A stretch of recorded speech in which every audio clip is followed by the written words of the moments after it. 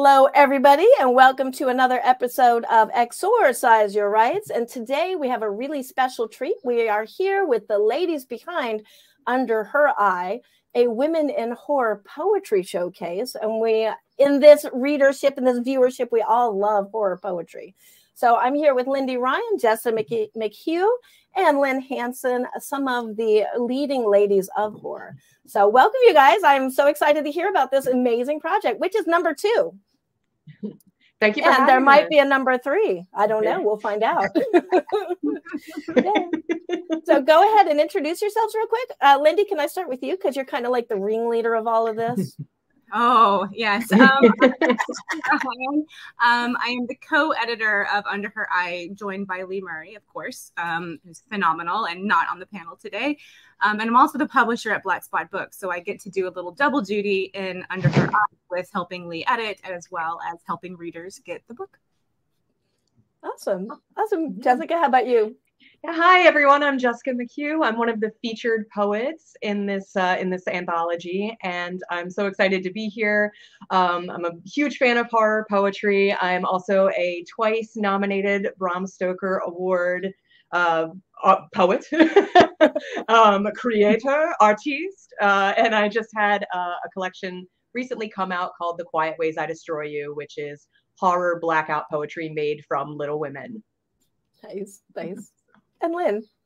I'm Lynne Hansen, and I'm the cover artist for Under Her Eye as well as Under Her Skin, the first volume.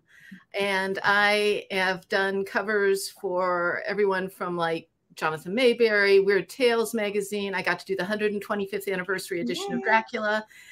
And I have to say that one of my favorite projects I've ever been involved in are the Black Spot Books, Women in Horror Poetry. Oh, that's awesome. Showcases, because the work that's being done is just so important, and it just brings me great joy to be part of this team. That's awesome. Okay, well, this is going to be one of those stupid questions, but I feel like we have to voice it for anybody who may be stupid and doesn't know this. But why is horror poetry from women so important? The three of you, what is your opinion?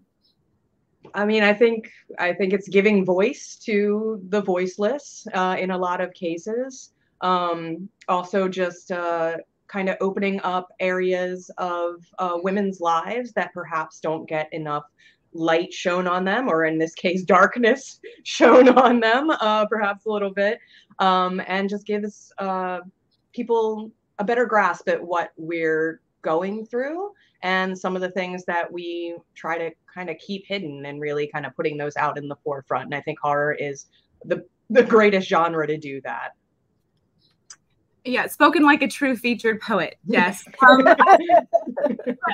Just to tack on, I think that poetry is such a unique form of art. It's so internal and introspective and can be very subversive, and it provides us a beautiful platform to talk in small doses or huge ones about really intimate, profound, poignant topics that I think resonate and can kind of wheedle in ways maybe longer forms of writing don't get that same impact, because poetry is so bold and right there. And so for women and women in horror to write about some of those darker, deeper, more sensitive, more terrible topics, I think they work really well together to be able to bring those topics to the forefront of a conversation and let them shine. I also just have to add that I think that horror poetry, when it deals with intense subject matter in a more compact unit, can make it more accessible than, you know, a longer work. I think you can get that intensity and maintain it in the lyrical form of poetry better than you can over the long term in a novel, because you kind of just get it. You get it in your face, right? A novel has to have those peaks and valleys, but the poetry says, pay attention to me. Yeah, I agree, especially I think coming from women, because we are classically told not to get in people's faces. You know, stay in your lane, be quiet, be demure, keep your hands folded neatly in your lap. And poetry is kind of like all the opposite of that. So You started this one hot on the heels. I can't even remember. I think the ink had not even dried on the first one under her skin yet when this one was kind of being formulated. Tell me why. I mean, that is another stupid question because, like, obviously because it's awesome. But can you tell me some of the mechanics behind that of why this was so important to do so fast? Well, not fast, but so. It feels fast. It feels fast. Absolutely. Getting old though. Yeah, everything is so much quicker these days. Like, I don't understand. I think when Black Spot Books decided to do basically women in horror, a focus in women in horror through everything we do, whether it's our anthologies or the standalones, or most importantly, the poetry showcases, we wanted to build a series that had continuity, that had that continued to hit harder to lean into the topics that women in horror and women in prose really are interested in and that make a difference in women's lives and women in horror. So when we started with Under Her Skin, we started with body horror. We really spoke to some of those very personal experiences that women have with their bodies or because of their bodies, maybe. And the feedback and the traction and the response was incredible. The women who were involved, the poets, Lynne being involved in with her art, the Camber sisters did layout and design, and then of course Marge Simon did illustrations. We had this beautiful collection of women's voices, whether they were words on the page or art on the cover. And so we saw so much momentum and so much appetite for that type of poetry, that type of platform, that type of project, that we said we need to keep going. We need to keep this momentum going and find ways to make this bigger, make it more meaningful. And of course, Lee and I had both already worked with the Pixel Project in various ways. And we thought, we're talking about topics that really touch women's personal lives. We've done body horror. What's next? And so domestic horror and this idea of domestic violence and awareness and keeping women safe and not only in their bodies, but in their homes seemed like the next logical step. So we dove right in while the iron was hot or the water was flowing or whatever fun we can throw in. The fires were burning. And went for it. And we jumped. I think we had something like 70 poets in Under Her Skin. We have 112 in Under Her Eye. A lot of them are the same. We had a lot of repeat offenders. And so we just felt like, we want to keep going, keep moving. This is something that people are passionate about, both internally and in the readership. So let's serve that community and serve those women and get the poems out there. Do you guys have anything to add to that, Jessica, Evelyn? I'm just incredibly grateful to be part of the project, be part of both of them. And it's such an amazing, the Pixel Project is just such a worthwhile cause and worthy cause. And I mean, if sometimes I just feel like I'm like, what am I doing here? Because I'm just putting little works together. And I feel like, maybe what I do is not so important, or at least that's what imposter syndrome tells me. But then you see people's reaction and the impact that it does have, and then it just makes you feel so proud to be a part of it. So I'm very grateful. I think one thing I'd like to add is that, Lindy, you highlighted all of the women artists that were involved. And I am so grateful for that, because you see folks trying to shine a spotlight on women in horror, and they'll put together women in horror anthologies, and then they'll have a male cover artist or a male layout artist. And, we're here too, right?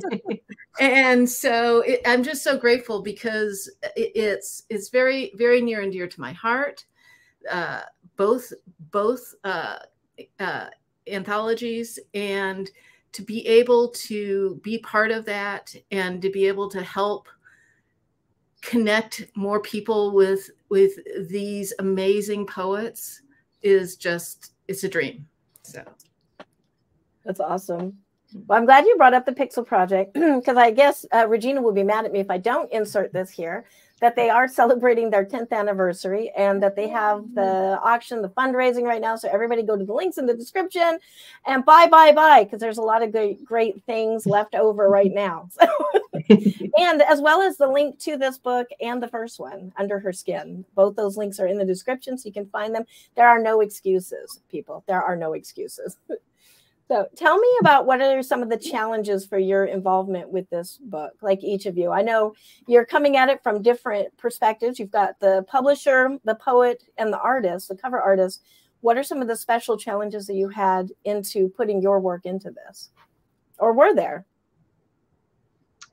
This was kind of an interesting one for me, because I wrote my poem using blackout poetry techniques, but didn't actually make any blackout poetry from it. So I actually used, I should have grabbed the book so I could remember the name of it.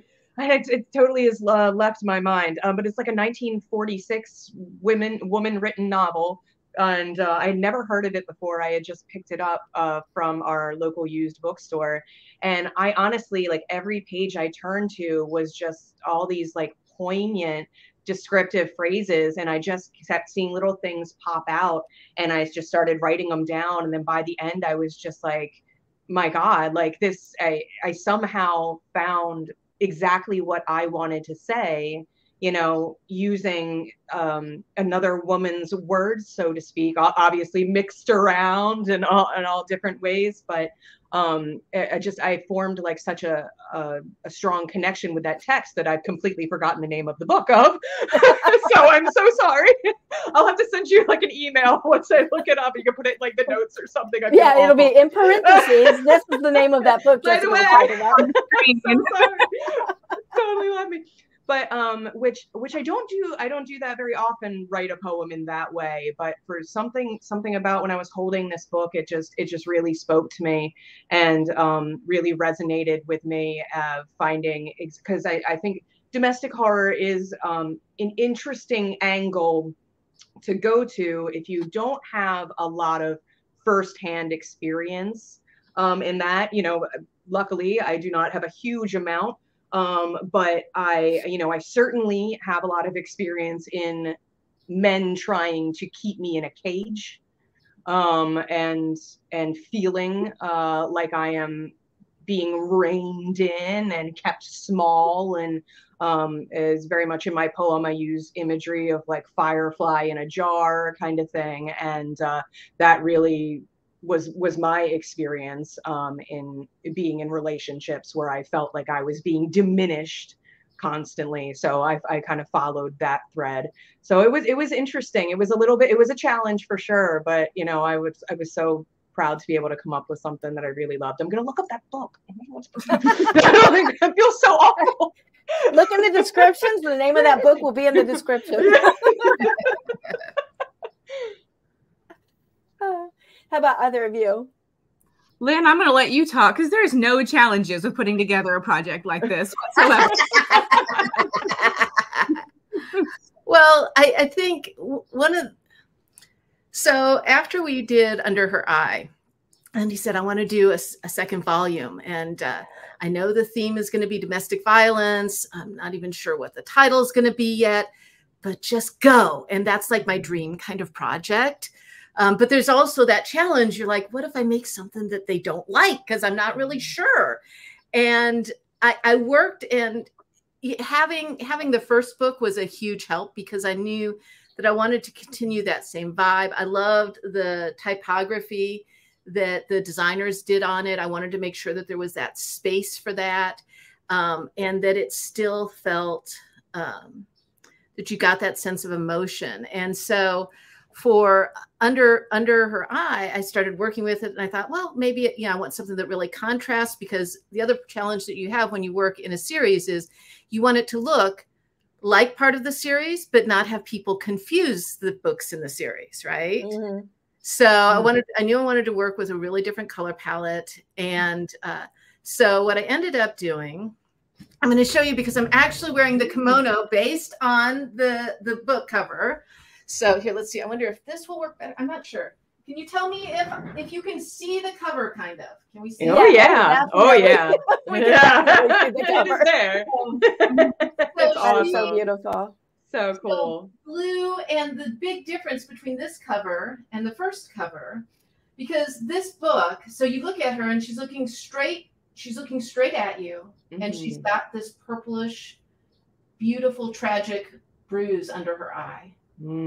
And I wanted to have something, because I wanted to create something that would allow us to say, we're here and we're in your face, and you can't cover it up with makeup. You can't hide it.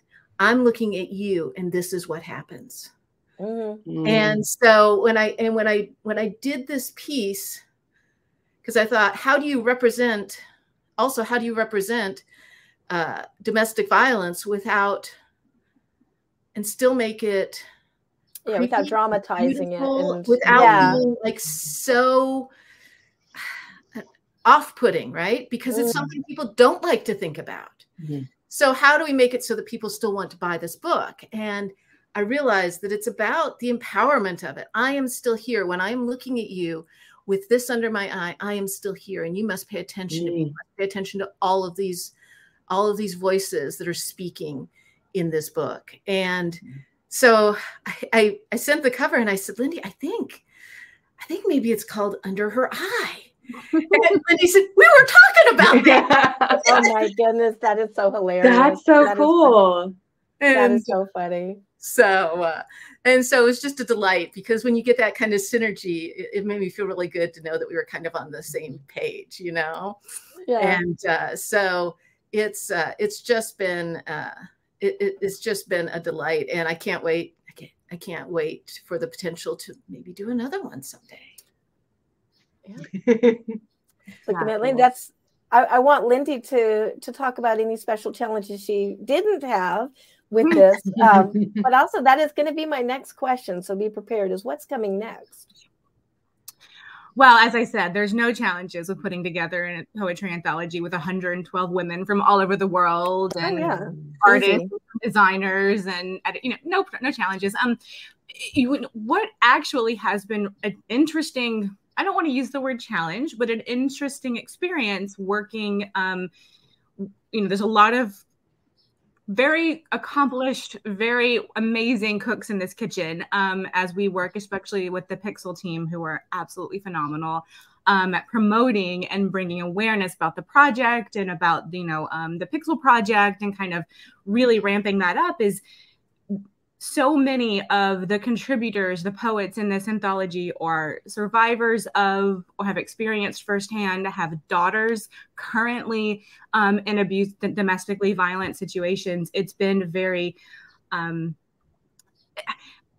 don't want to say it positively, but it's been really interesting to hear those experiences, to talk to those women, and to see what kind of impact being part of this showcase has had on their personal lives, or how they have found solidarity for their experiences, how they have, given copies of the books to their daughters, their nieces, their granddaughters, who are currently in situations that they need support in and support out of.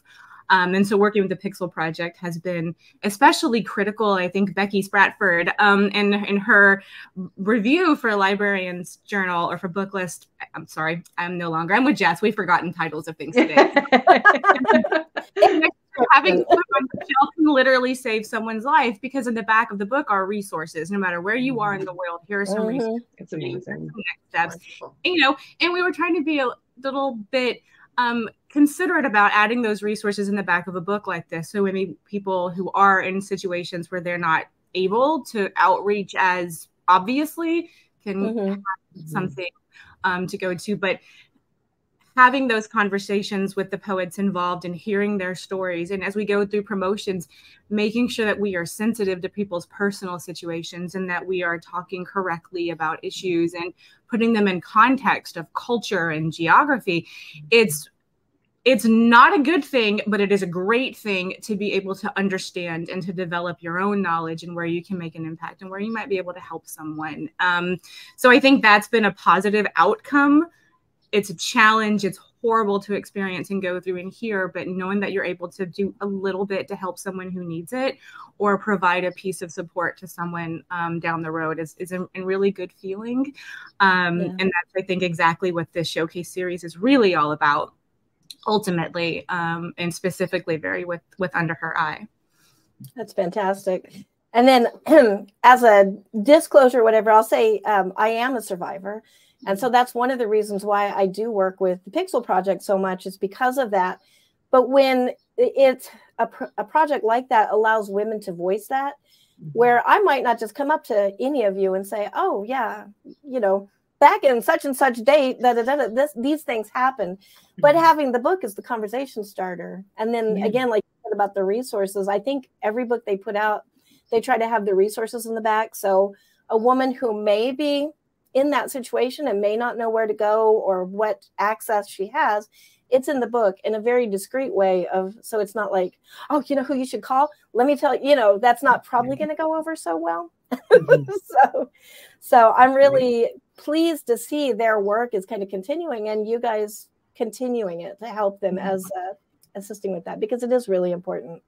So, and they go global. They're for women, not just in the United States, but all over the world. They fight violence to female presenting people. So, I mean, it's just a really good project. So thank you. That was like my huge thank you to all of you for doing this. It's awesome. Yeah. And as the editor and publisher, thank you both, Lynn and Jess. I am a huge fan of all your work. And, you know, when we started with the series, I thought, I want female art on the cover. And I want a woman in horror to design the art. And I obviously was like, you know, she named the second book basically. And the work is incredible. The art is so beautiful and so appealing. It's eye-catching, engaging. And to me, I think it really shows like the beauty and the horror, you know, the poignancy in these topics. And obviously Jessica's work is incredible. I'm very familiar with her work. I had the opportunity. No, I'm going to shout from Jessica McHugh single-handedly introduced me and made me fall in love with Blackout poetry. Oh, thank you.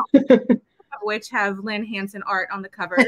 I think most of all of the poetry books have Lynn's art, and they're all incredible. And so when we started thinking, oh, let's do some feature poets this time, I'm like, okay, we're calling Jess. That is just interesting. Even though her poem in this book is not Blackout, it still had used the same techniques. And the book is The Company She Keeps by Mary McCarthy. There we go. Did you Google while we weren't looking? Pilot one. Sorry. My glasses keep fogging up. I'm just, my glasses keep fogging up. I can't even see. So I'm. Well, what's coming next from this? Do you plan, Lindy, to do a third book or anything similar? I would love to continue the series. I don't know what the topic is. I don't know what art Lynn's going to give me. I'll probably just let her decide. You know, but I've got, you know, some folks have asked, what's the theme of the next one? What are you going to do? And the answer is, I don't know. But I have a couple of ladies in mind who I would love to ask to join as co-editor. And so I think there's definitely going to be another one, probably in the next year, because we like to do. It's just we want to make sure we listen and pick the right theme that's going to, you know, give the most back to our community. Yeah. Well, and there's so much further you could go with this topic. I mean, I don't think that you know how the trope is that women have a lot to say. Oh yes, we do. So, and when there's an outlet to say it, it will be said. So I'm excited to see that. We'll just go ahead and book that show now. Like after we're done with this show, we'll just get it scheduled. You know, count me in. All right. Yeah. it all over again. Yeah. Well, what are some of the poems? Because there is, what did you say, like 123, I think you said, poets in this book? Yeah. 112. What are some of the highlights that pop out to you? And I'm sorry, this does put you all on the spot, but what are some of the things that just, I see Lindy's eyes pop out a little bit like, there's so many. Like, how much time do we have? What are some of the list, all 112?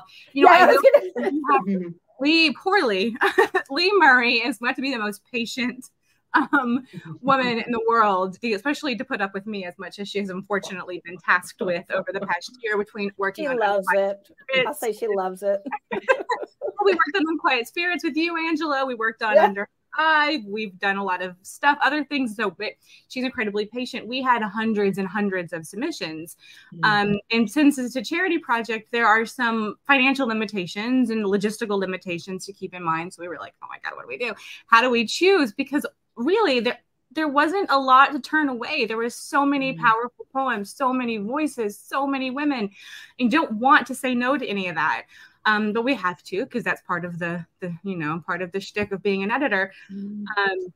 But my highlights, I think, for myself, being able to work with the feature poets is really special to me because it's Marge Simon, who I've known for a long time, and who's a pillar of the community. Yeah, the poet, love her. Women poets, yeah. She's just so great. She's been instrumental personally for me in a lot of ways. And so I know she has that profound impact on so many others. As I mentioned, Jessica, whose work I'm a tremendous fan on, and Stephanie, who literally makes me cry with her poems. So she did a live reading recently that I was at, and I heard her voice across the way as I was walking in really quick, just in time to hear some good, post-childbirth agony build forth, and it was the most beautiful experience. So highlights working with those three as well. But there have been women from, like I said, all over the world contributing poems. So listening to their voices, looking at how they've brought their own creativity and style into their poetry, and kind of thinking about how that looks. What's poetry from a woman in Jessica, like Maryland, I think, and then a woman in Singapore. What are their stories looking like? And so those are the highlights for me, without naming names. Looking at just the way we talk about topics near and dear to us, the way we write about them, and looking at those voices from cis women, from trans women, from non-binary femmes, also, looking at all of those different perspectives together has been incredibly incredible. But the highlight of the collection for me is seeing that dynamicism and variety of voices. That's awesome. Yeah. How about you, Jess? I'm going to pinpoint you now. I haven't gone through the whole thing. I'm waiting for the physical copy so I can, snuggle down with it. Although that feels like the wrong word for this. Snuggle. Cloister myself. Like a warm hug, an embrace, a kind embrace. She meant an embrace, a consenting embrace. Yeah, exactly. I have read through the digital a little bit, and I tell you, I don't think there's a single poem I read where I wasn't at the end just like, damn. Like that's been my altogether like experience with every poem I read, was just like a gut punch. Pretty much. Yeah. I mean, everything is so beautiful and heartbreaking. So, I mean, as a whole, it's an experience, and eye-opening at that. So, highlights, the whole dang thing. Yeah. I mean, it's gorgeous. I'm really looking forward to getting my hands and getting down and dirty with it, consensually. With respect. How about you, Lynn? Is there anything, and it doesn't have to be the poets, but just any experience that like kind of pops out? I mean, this is again one of those stupid questions. What positive impact has this had on your life? All of it. Well, I think for me, it's I'm to the point in my career where I really get to pick what I want to work on. So to me, it has to be a subject matter that I'm passionate about, and it has to be working with people that I care about, that I think that I can help with my art. And getting to work on Under Her Skin and Under Her Eye, it means that I get to bring all of these amazing poets into my arms and help showcase what they're doing, and it just couldn't be anything better. I mean, the books are like a who's who of horror poetry by women. I mean, that's just hands down. And they are, I do prints of the art for both of them at shows. People go crazy. They want to know about the books. They love the fact that it's women in horror poetry. And I love being my tiny little part of all of this. And so it's just, like I said, it's the kind of project that I dream of working on.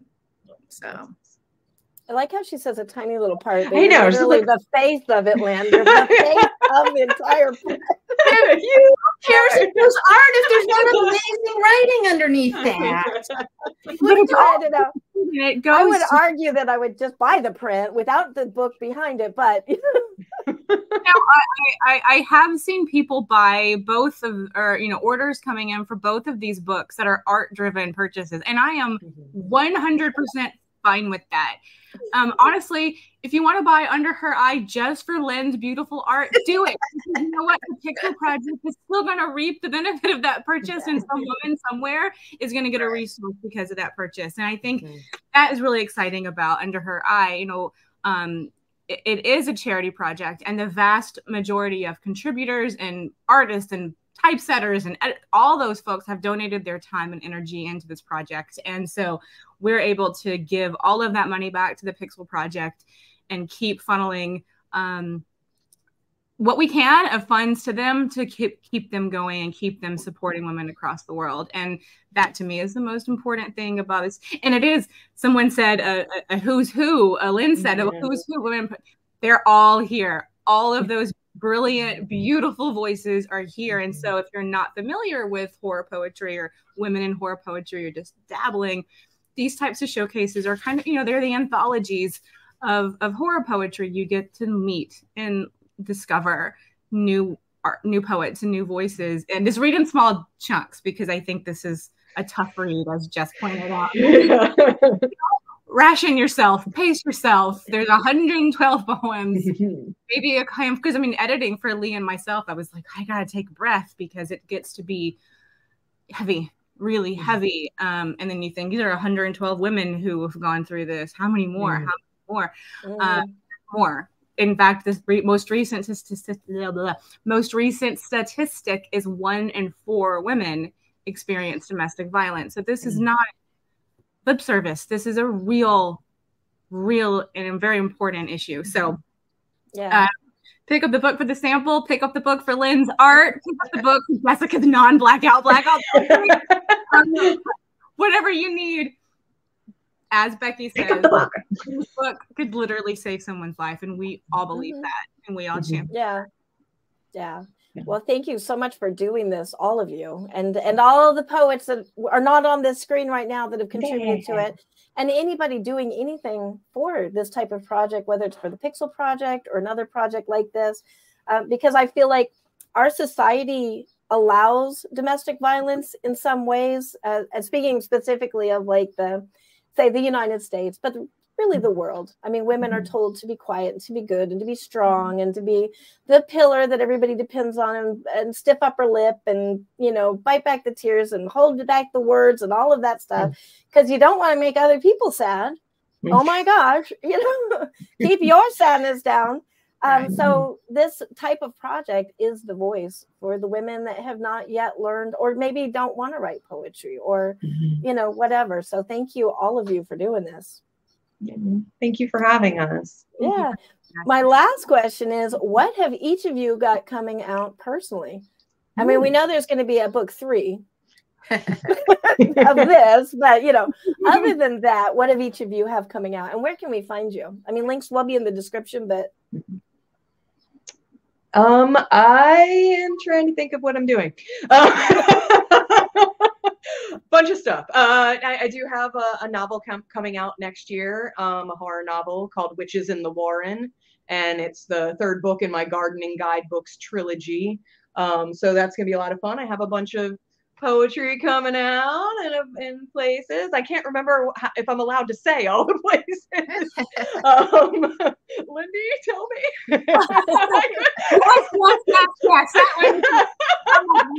I can't remember. I'm always like, I can't remember if I'm allowed to spill the beans yet. But I do have short stories and some poetry coming out in various places. I do have a blackout poem coming out in the 100th anniversary of Weird Tales, which comes out this month. I believe it is the first blackout poem ever to appear in Weird Tales. So I think that's a lot of fun for me, and I got to tear apart some Lovecraft, which was personally fun for me. Who doesn't like rip into Lovecraft? Yeah. But yeah, lots of fun stuff. I am currently working on launching an online store, which I've been working on for probably 2 years, but I hope maybe this winter it will actually happen. Working towards it because I've started a small clothing line around some of my favorite art, and I'd love to be able to share that with more folks. So, and I'm currently working on Raw Dog Screaming Press has a series of novellas with underrepresented voices, and I'm the cover artist for that entire series, which brings me great joy, right?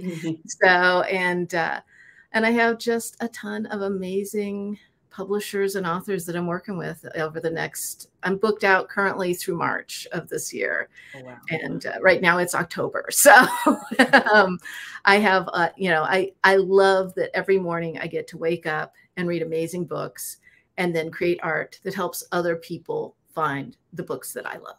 I mean, it could not be a better job in the world. And so that's what you'll see me doing for the rest of my life. Yeah. Yes. Yay. Keep at it. We love this. For myself, well, of course, we have Under Her Eye coming in November. And then moving into 2024, my debut horror novel, Bless Your Heart, will be out from St. Martin's and Minotaur in April. Followed by the next Women in Horror anthology that I'm editing out of Black Spot, Mother Knows Best, which has a story from Jessica in it. Was like super discreet and secretive about it. We have that in May. I do have another winter horror anthology coming out toward the end of next year from Crooked Lane Books, which features a tremendous amount of awesome horror authors, male and female. So I'm expanding my horizons. And then I have a announcing next week project coming out toward the end of next year as well. So next year is a super busy year for me, but somewhere in there we'll be talking about more women in horror poetry, I promise. Yay! Awesome. Awesome. Well, thank you. And emails me and says, I've got some art. And I'm like, okay, give it to me. Shift that. But no. This is good. See, I approve of all these messages. So thank you. Yes, keep it coming. Oh, and you can find me at lynnhansenart.com, and you can find Jessica at McHughniverse.com. And Lindy at I'm at LindyRyanWrites.com. I really wish that I could have Lindy Ryan McHughniverse as well. What's Jess's? Oh yeah, McHughniverse. McHughniverse. Lindy Ryan Writes is me. But. Excellent, excellent. And again, these links are in the description. So everybody who's watching right now, before you even hit stop and go to the next video, go to the descriptions, buy all of these books. They support a good cause. They support women in horror. They support the the one supports the Pixel Project, and you are supporting these lovely ladies right here on this screen. So thank you very much. And we will see you next week on Exercise Your Rights. Bye. Bye.